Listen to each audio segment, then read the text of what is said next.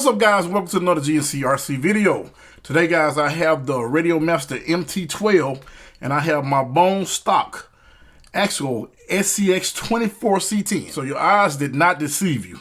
This is completely stock. I hadn't put one upgrade on here. The electronics are completely stock. And this is the first version of the receiver. So this is one of the reasons why I bought this radio, because I can actually link it to a lot of your stock cars. Now, everybody that follow my channel know I don't keep anything stock for long, but this particular build is going to be one that I'm using for RC all-wheel drive. So I got some parts I'm going to put on here. I'm going to actually keep the electronics stock in here for the time being. As long as I have this radio, we're going to keep this thing stock. I'm not want to put a lot of money into these because I prefer doing comp builds, as a bunch of you guys know. But this radio is going to save me a bunch of money because I can connect it to a whole lot of different things. My UTB-18, I'm going to be connecting it to it pretty soon. I just hadn't had time to break it down so I can get into the receiver and put it into bind mode and everything. As of right now, they have a way of binding the first generation of this receiver ESC combo. And as of today, well, I'm not going to say today, because I had this thing bound since about, I don't know, 4 or 5 days. They don't have it a way to bind the new one as of right now. Well, the last I checked, because they may have a way of doing it now. Binding this thing, I will say, it is a process. They almost need something where they have a breakdown of, they do have a sheet where they have a breakdown of what binds to it and what the protocol is and all that. But the only problem that I'm seeing right now is you don't have enough information that's in one central place. So we can tell what receivers bind to it. I'll try to find that link and put that link in the video as well.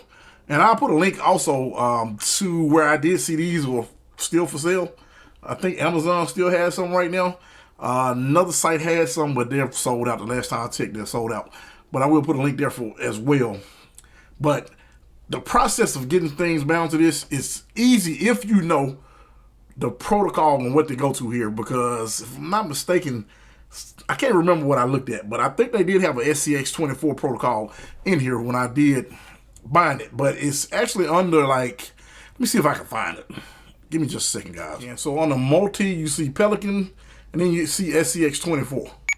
Now, I did not know until I did a little bit more research that this is on the Pelican. So this is the old receivers on the Pelican and on the SCX24. And you go there and this thing binds right away. Now, I know you guys have seen where these are a problem as far as, you know, channel 1 being turned and channel 2 being burned. So it's reversed on here. So you have to go into this menu and figure it out. It's not hard, but it's not easy. The verbiage on some of these things are a little bit different. So you have to figure out what's what, and then you have to figure out how to reverse it once you go into it. So it did take me a while to figure that out. Once I figured out where to go, was getting it to do what I needed to do was the issue. Now, I will say this radio is going to be great. This is going to be a radio that you're going to grow with. This is not going to be a radio that people are very impatient are going to go out and grab right now.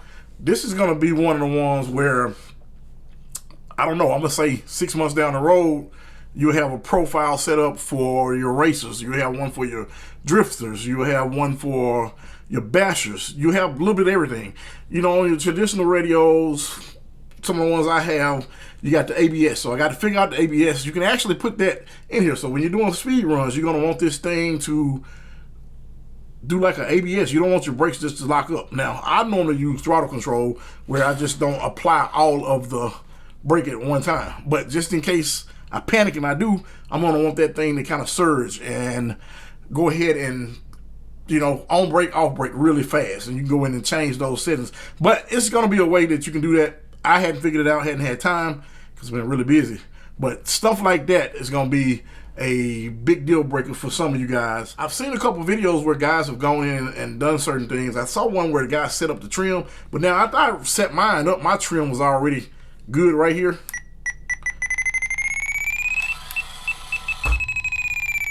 Trim center. Trim center. So that's for my throttle. And this is for my steering. Minimum trim reached. So I'm gonna have to change what it says because it's saying minimum trim reached, which this is not all the way right because it's not turning as far as it can, if you notice. But I gotta go ahead and do some more adjustments, which won't be a problem. Trim reached. Trim center. So things like that, you know, if you want to grab this thing out of the box and set it up and just go, as of now, it's not going to be good for you. But if you're into figuring out things and you have time, adequate time, it's going to be great.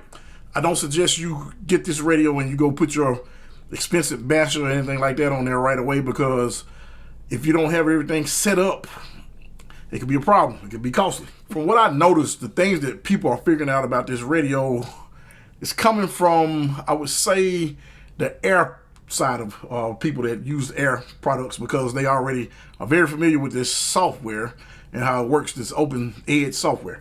So they're going in and they're figuring out things. Everything they figure out and the way they configure it may not be great for you, because as surface guys, and I'm an air guy too, I just hadn't flown in a while. Actually, I got out and did some flying today. Notice some of these guys don't do any surface vehicles at all. They're just getting into surface vehicles. I saw one video where one guy, this is his very first surface vehicle after he got this radio. And the way he may set his up is going to be totally different from yours. So that's the beauty of it. You can set this thing up the way you want to set it up. I have several Spectrum receivers I'm going to bind this thing to as well. So I have my Mass Designs cheat code, and I've been running my FlySky Noble MB4 on here, but I went ahead and grabbed one of my SR215s from my Spectrum. As of right now, you can't bind this to this particular receiver, if I'm not mistaken. Don't quote me on that, but I do know we can bind it to this. So I figured out the protocol I need to go under to bind to this. This one, not so much as of, I don't know, as of a week or so ago. I hadn't checked again, but it may be something there for it now, so don't quote me on that. But we're going to go ahead and bind this one with you guys and let you see me bind this one with this particular one.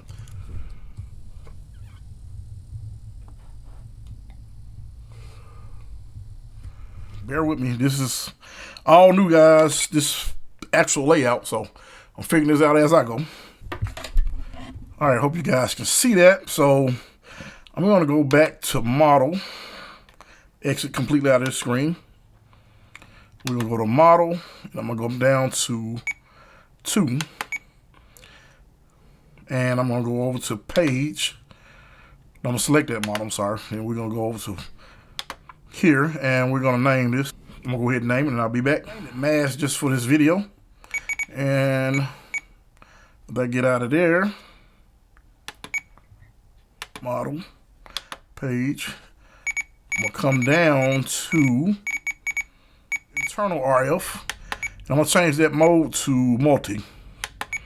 On this particular one, I'm looking for DSM.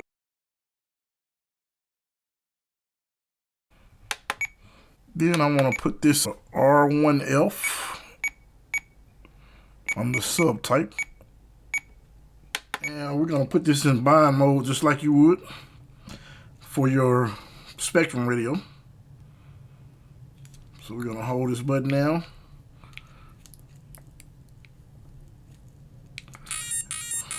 Flashes.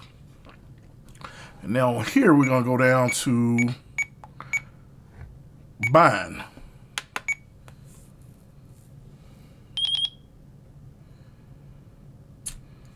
And there you go, just like that, it's bound. Your steering is going to be on your trigger, and your throttle is going to be here.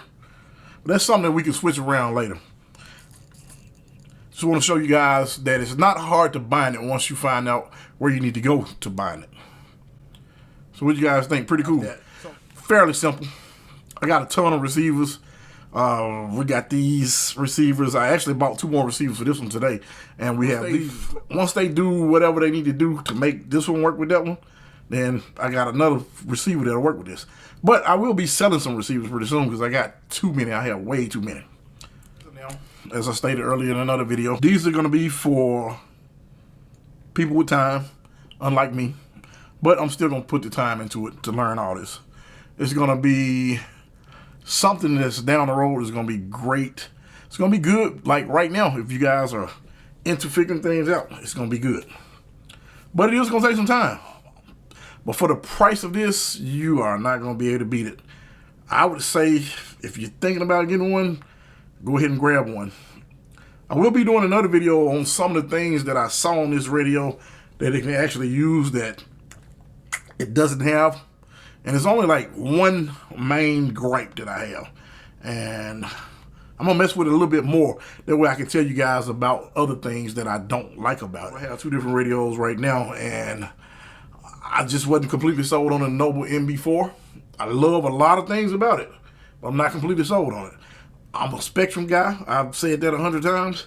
I've had probably almost every Spectrum radio they had. I've had them all, and I like them. I don't really have a problem. I'm just a tech guy, and I love this type of stuff. For what I'm doing, this is going to be great because, like I said, right out of the box, when I got the Granite Grum, I could have gone ahead and bound it to this. I don't like using ready-to-run radios. I just don't. Like, for me, I hadn't used ready-to-run radios in years. Even when I bought stuff back in the day, once they came out with the Spectrum, I started buying aftermarket radios. The adjustability you're going to get, and I used to do a lot of racing and everything. I need that. Like, I really need it. For me, it's going to always be an aftermarket radio, and that's the beauty of this radio. I won't have to change out the receiver or the receiver ESC combo right away. I can just bind straight to it with this. If you guys have any questions, go ahead and put them down below. And if you guys don't mind, go ahead and hit that sub button. If you're not sub, go ahead and hit that notification bell and hit like on this video so it can recommend it to more people. Keep me in the algorithm. Keep me doing what I'm doing. Till next time, guys, this is GNCRC. Thanks for watching.